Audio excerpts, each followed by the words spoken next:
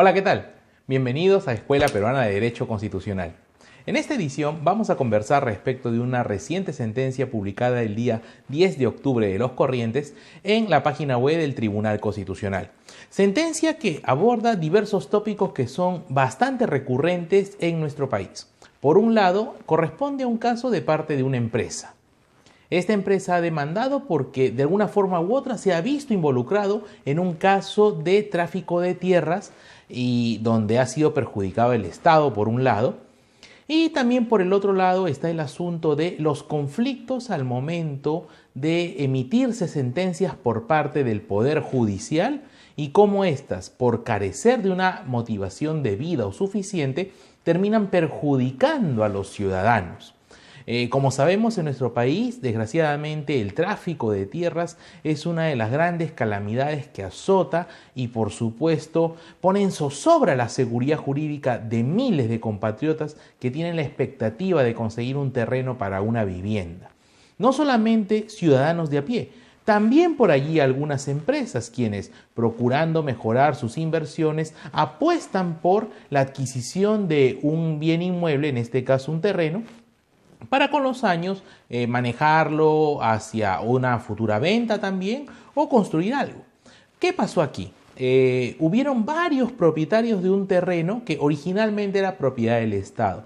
Estos distintos propietarios de alguna manera u otra hicieron, y se comprobó a lo largo del proceso a nivel del Poder Judicial, actividades ilícitas con el fin de consignarse como titulares de ese terreno que era un bien público porque era parte de los terrenos del Estado peruano. En algún momento una empresa adquiere ese terreno. Cuando lo adquiere y luego surgió todo un proceso de parte de la Superintendencia de Bienes Nacionales a efectos de recuperarlo, se logra obtener un fallo del Poder Judicial a nivel de un proceso civil donde se anulaba todas las inscripciones de los propietarios que habían obtenido ilícitamente el terreno. Y también se ordenaba el pago de una indemnización a favor del Estado peruano de $240.000 entre estos diversos propietarios. No obstante, la empresa que comentamos había sido exonerada inicialmente por primera y segunda instancia respecto del pago de ese monto de indemnización, y también por otro lado se había considerado que esta empresa no había adquirido de mala fe el terreno. Sin embargo, la Superintendencia de Bienes Nacionales acudió a la instancia más alta dentro de la justicia ordinaria del Perú, la cual se encuentra, no lo olvidemos, en la Corte Suprema de Justicia. La Corte Suprema cambia el sentido del fallo de segunda instancia y señala que la empresa no había sido muy diligente al momento de investigar, siendo una empresa, siendo una persona jurídica, de investigar dónde estaba haciendo su inversión. Y como tal, también tenía responsabilidad sobre todo el ilícito que se había dado con el terreno del Estado. Por lo que también se anulaba su inscripción como propietario. Se olvidó la buena fe de lo que dijeron la primera y la segunda instancia, y la Corte Suprema de Justicia nos dice: no, tú también has intervenido de forma inadecuada porque no fuiste diligente. Y como tal, no eres más propietario de este terreno. Pero hoy, la empresa, alguien puede decir, no pagó por ese terreno al anterior propietario. Pagó, por supuesto, tuvo todos los contratos respectivos, pero para el Poder Judicial, como el bien era propiedad del Estado, era un bien ilícitamente obtenido, no podía continuar ni siquiera con la empresa. Y también le ordena a la empresa: tú, así como los otros propietarios que hubieron sobre este terreno, tienes que pagar los $240.000 de manera solidaria con los otros. Ante esto, la empresa advierte de que se le ha incluido, por un lado, el pago de una indemnización que no consideraban justa y también se le había privado de la propiedad de un terreno que ellos adquirieron de buena fe. No olvidemos que la buena fe se presume, ¿no? Todo ciudadano actúa de buena fe. Algunos preguntan a veces, ¿por qué a esta persona que parece un potencial delincuente, por qué no lo detienen de inmediato? Inocente hasta que se demuestre lo contrario. Y aunque pueda darnos toda la amenaza aparente en su imagen de que puede hacernos daño, no podemos realizar absolutamente nada hasta que se configure ese hecho. Es el principio de la buena fe que domina en nuestro derecho nacional. Y también hay una buena fe a nivel registral, que es el caso de los terrenos y adquisiciones de predios.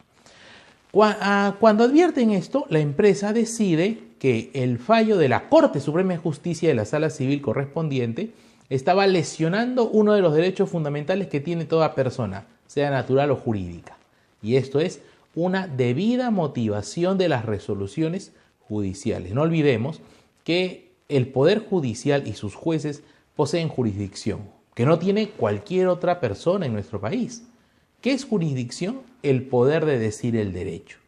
Si una autoridad es capaz de condenar a un hombre a prisión, si una autoridad es capaz de ordenarle pagar un monto a favor de otras personas o prohibirle salir de su vivienda, entre otras medidas, esa autoridad es precisamente el Poder Judicial. Eso no lo puede hacer la municipalidad, eso no lo puede hacer la Defensoría del Pueblo, eso no lo va a hacer el Consejo Nacional de Magistratura. El órgano para esa tarea, impartir justicia a nombre de la nación, es el Poder Judicial. Es el principio de la jurisdicción, jurisdictio, decir el derecho. Señala, me han lesionado, el Poder Judicial me ha vulnerado en un derecho fundamental que es la debida motivación de las resoluciones judiciales. Tengo que acudir a el órgano que imparte justicia cuando un derecho fundamental es vulnerado. ¿Y a dónde recurrió? Al famoso Tribunal Constitucional. El expediente número 1607 del año 2013, proceso de amparo. La empresa, que si desean tener más detalle pueden descargar esta sentencia que fue publicada en fecha 10 de octubre, no se olviden, expediente 1607, acude al Tribunal Constitucional y le solicita declaren nulo lo que ha hecho la Corte Suprema porque con un fallo que no se explica adecuadamente, que no tiene los suficientes elementos para determinar por qué asumen que yo cometí negligencia al comprar el terreno y por qué me privan de mi propiedad por la cual la adquirí de buena fe y más aún me obligan a pagar una indemnización. Me aplican todo eso. La Corte Suprema, siendo la instancia mayor de todo el Poder Judicial, ha actuado de esa forma. Muchas personas se quejan y dicen que no hay justicia en el Perú. Aparentemente, como el caso se ilustra, habría actuado de forma inadecuada la Corte Suprema. El Tribunal Constitucional en su sentencia desarrolla de manera magistral en qué consiste el derecho a la motivación de las resoluciones judiciales, lo cual debemos tener presente todo abogado y todo magistrado. ¿Por qué? Por la sencilla razón de que una inadecuada exposición de los motivos que nos determinan emitir un fallo, o en algún momento cuando de abogados pasemos a jueces, no tengamos en cuenta la trascendencia de nuestras decisiones que pueden cambiarle la vida a una persona o puede liquidar los sueños de una empresa o puede afectar a miles de trabajadores, con un fallo tan, de alguna manera u otra, ligero, complicarle la vida a muchos ciudadanos. El Tribunal Constitucional determina de que el Poder Judicial a nivel de la Corte Suprema no ha tenido el cuidado debido al momento de redactar su sentencia y justificar por qué afectaba a la empresa con esa decisión. Por lo que termina estableciendo bajo una serie de argumentos muy importantes que los invitamos a leer a toda la comunidad jurídica.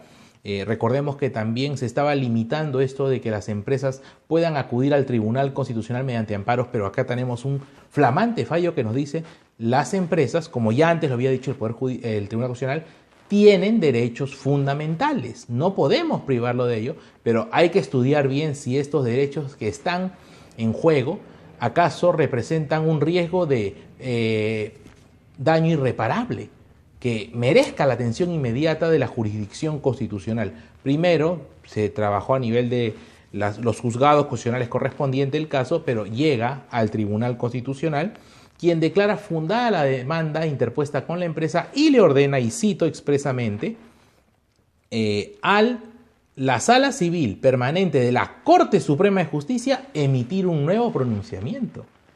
En muchas ocasiones se ha visto ciertas tensiones entre el Poder Judicial a nivel de la Corte Suprema y el Tribunal, alegando que los fallos de la Corte Suprema deben predominar. Estamos de acuerdo que los fallos de la Corte Suprema predominen, pero en la justicia ordinaria. Pero acá hay asuntos donde se lesionan derechos fundamentales y eso también lo desarrolla de forma muy pertinente el magistrado Eloy Espinosa Saldaña Barrera, quien en su fundamento de voto precisa cómo se ha transgredido el derecho a la debida motivación de las resoluciones judiciales y aclara expresamente que en el fallo que emitió la Corte Suprema en su sala civil se han presentado dos vicios. Por un lado, el vicio de motivación externa, toda vez que la resolución parte de una premisa en que para el recurrente, la empresa, le era exigible un especial deber de cuidado, pero eso no tiene una justificación en la sentencia. Y por otro lado también que hay vicios de motivación inexistente y de motivación insuficiente porque no se justifica para nada la sanción civil impuesta a la empresa, aunque la pérdida del bien inmueble conformado ha quedado acreditada en autos. Como tal, este fallo nos muestra una interesante alternativa sobre la manera en la cual se está todavía combatiendo esta figura del tráfico de terrenos.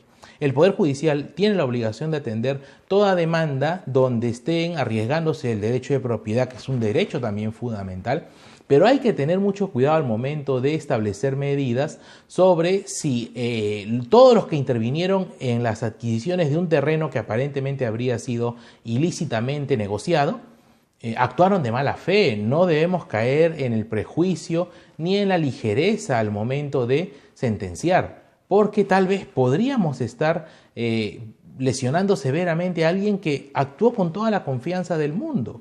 Y más aún, existen supuestas cargas que el Poder Judicial asumía, como que la empresa tenía más posibilidad de evaluar el historial del terreno. Hay muchas empresas, siendo libre la creación de las mismas, que atienden a integrantes que son personas muy jóvenes en los negocios y no conocen de estos asuntos. No podemos asumir que la empresa va a ser diligente como si estuviera conformada o asesorada por un staff de profesionales. Allí tiene que también el Poder Judicial tener mucho cuidado y también conversar, coordinar con la SUNAR, con los municipios, para que de alguna manera u otra el combate contra estos traficantes de terrenos, y donde también se arriesgan mucho las posesiones del Estado, requieran una mayor asesoría y enseñanza por parte de las autoridades, quienes tienen que orientar de forma adecuada a los ciudadanos y también, ¿por qué no convocar a las universidades y a los estudiantes de últimos años que hagan campañas como hacen algunos colegios de abogados y se evite defraudar de manera tan severa los anhelos de una persona o de una empresa a invertir y adquirir un terreno? Y más aún peor, no solamente lesionarle en el sentido de privarle, sino más aún multarlos de alguna forma o exigirles una reparación por algo que no tuvieron la intención de hacer, como afortunadamente la justicia constitucional lo corrige en este caso. Esa ha sido nuestra apreciación de la semana en torno a una sentencia del Tribunal Constitucional que esperamos pueda ser difundida en toda la comunidad académica. Nos vemos en una próxima edición. Gracias.